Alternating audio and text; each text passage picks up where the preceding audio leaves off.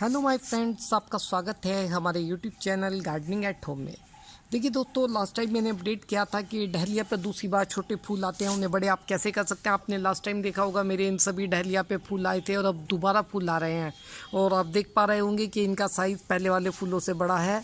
और इस वाले प्लांट को छोड़ दें हम पहले को, इस पर उसी साइज़ का फूल आया है। ये बड़ा हो गया है साइज़, वो बड़ा हो गया है। वे साइज़ लगभग वही है जो नर्सरी से आया था। और ये ऑरेंज का भी साइज़ लगभग उतना ही है, लेकिन छोटा साइज़ किसी का नहीं हुआ, काफ़ी बड़ा हो गया है फूलों का साइज़। तो मैं यही दिखाना चाहता था कि अगर आप सही से केयर करें, यानी कि ब्रांचेस कम कर दें और उनमें खाद सही दें, तो फूलों के साइज़ में बहुत फ़र्क आ सकता है। तो आपने मेरा जो काम मैंने किया था उसका रिज़ल्ट देखा और आपके सामने रिज़ल्ट है। मैं उम्मीद करता हूँ कि आपको मेरा ये वीडियो पसंद आया होगा और आप भी अगली बार अपने डहलिया के से बड़े फूल ले पाएंगे।